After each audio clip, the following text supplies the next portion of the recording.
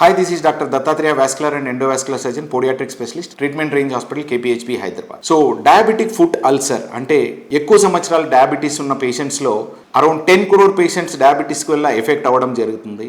దీంట్లో 20 to 25% పేషెంట్స్కి diabetic foot అనేటువంటిది వస్తుంది. అంటే డయాబెటీస్ వల్ల వచ్చేటువంటి క్రానిక్ డయాబెటీస్ వల్ల పుండ్లు అనేటువంటివి ఏర్పడతాయి. ఇవి ఎన్ని రోజులున్నా మానకుండా ఉండడం, సో మొండి పుండ్లలాగా కాళ్ళల్లో కానీ కాళ్ళ పాదాల్లో కానీ లేదా మెడాల మీద, అంటే మనం ఎక్కడైతే హీల్ అంటారో దాని మీద కానీ పుండ్లు అనేటువంటి ఉండడం అనేటువంటి జరుగుతుంది. సో దీంతో పాటు ఇది ఇనీషియల్గా మనకి సెన్సరీ న్యూరోపతి, మోటార్ న్యూరోపతి అనేటువంటి ఇష్యూస్ వల్ల స్టార్ట్ అవ్వడం జరుగుతుంది. రెండోది ఈ డయాబెటీస్ అనేటువంటి దాని యొక్క కాంప్లికేషన్స్ వల్ల షుగర్ యొక్క అబ్నార్మల్ మెటాబోలైట్స్ ఏవైతే ఉన్నాయో ఇవి జాయింట్స్లో ఉన్నటువంటి కండరాలకు సంబంధించిన టైట్గా ఉండేటువంటి టెండాన్స్, లిగమెంట్స్లో డిపాజిట్ అవ్వడం వల్ల జాయింట్స్ అనేటువంటి ఈ పేషెంట్కి స్టిఫ్ అయిపోతాయి. ఎస్పెషల్లీ ద యాంకిల్ జాయింట్స్, లేదంటే ఫుట్ జాయింట్స్, లేదంటే ఫుట్లో ఉన్నటువంటి టోస్లో ఉన్న జాయింట్స్. దీనివల్ల వీళ్ళ ఫుట్ యొక్క బయోమెకానిక్స్, అంటే నార్మల్ గా మనం ల్యాండ్ చేసేటప్పుడు, నడిచేటప్పుడు బ్యాలెన్స్డ్ గా ల్యాండ్ అవ్వడం వల్ల ఫుట్ మొత్తం ఈక్వల్ ప్రెషర్ అనేటువంటి డిస్ట్రిబ్యూట్ అవ్వడం వల్ల పేషెంట్ అనేటువంటి వాళ్ళ ఫుట్ సేఫ్ గా ల్యాండ్ అవ్వడం, దెబ్బ తగలకుండా ల్యాండ్ అవ్వడం అనేటువంటి జరుగుతుంది. బట్ ఎప్పుడైతే ఈ జాయింట్స్ అనేటువంటివి స్టిఫ్ గా అయిపోయాయో,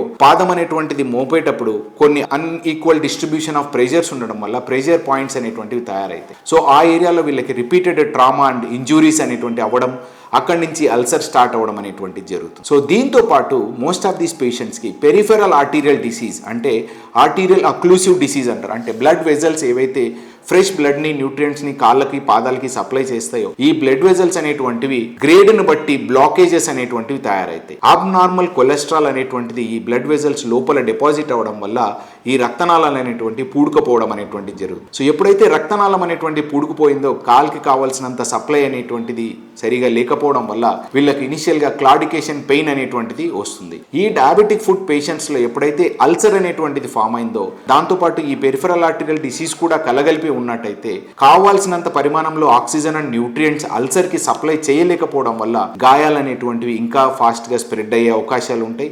అండ్ ఇన్ఫెక్షన్ రేట్ ఫాస్ట్ గా స్ప్రెడ్ అయ్యే అవకాశం అనేటువంటిది ఉంది. సో ఇటువంటి పేషెంట్స్ మనం రికగ్నైజ్ చేయాలి అంటే ఈ పేషెంట్స్ కి ఇనిషియల్ గా క్లాడికేషన్ పెయిన్, అంటే కొద్ది దూరం వరకు హ్యాపీగా నడవగలిగే పేషెంట్ క్రమక్రమంగా నడగలిగే డిస్టెన్స్ అనేటువంటి తగ్గడం అనేటువంటి జరుగుతుంది. అంటే 1 కిలోమీటర్ నడవగలిగే పేషెంట్ 700 మీటర్లు దాటిన తర్వాత పెయిన్ రావడం, దానివల్ల రెస్ట్ తీసుకోవడం, లేదా నెక్స్ట్ 500 మీటర్ల వరకే నడవగలం, లేదా 200 మీటర్ల వరకే నడవగలం. దాని తర్వాత ఆ కాళ్ళల్లో నొప్పి రావడం వల్ల ఆగిపోవడం అనేటువంటిది జరుగుతుంది. సో ఇది ఒక ఇండికేషన్ పేషెంట్ బ్లడ్ వెజల్ అనేటువంటిది బ్లాక్ అయితే ఉంది అని అంటారు. సో ఇటువంటి సిమ్టమ్స్ మీకు కనుక ఉన్నట్టయితే దగ్గరలో ఉన్న వాస్కులర్ సర్జన్ కలిసినట్టయితే మీ కాళ్ళని, మీ పాదాలని తరోగా ఎగ్జామిన్ చేసిన తర్వాత మీ ఆర్టీరియల్ స్టేటస్, పల్స్ స్టేటస్ ఎలా ఉంది మీ కాళ్ళలో అనేటువంటిది ఐడెంటిఫై చేసుకొని అవసరమైతే యాంకిల్ బ్రేకియల్ ప్రెషర్ ఇండెక్స్, అంటే యాంకిల్ దగ్గర బ్లడ్ ప్రెషర్ ఎలా ఉంది, చేయి దగ్గర బ్లడ్ ప్రెషర్, ఆర్మ్ దగ్గర బ్లడ్ ప్రెషర్ ఎలా ఉంది అని దాని వాల్యూస్ క్యాలిక్యులేట్ చేసుకున్న తర్వాత అవసరమైతే కలర్ డాప్లర్ ఫ్లో ఇమేజింగ్ కానీ, సిటీ యాంజియోగ్రఫీ చేసుకోవడం వల్ల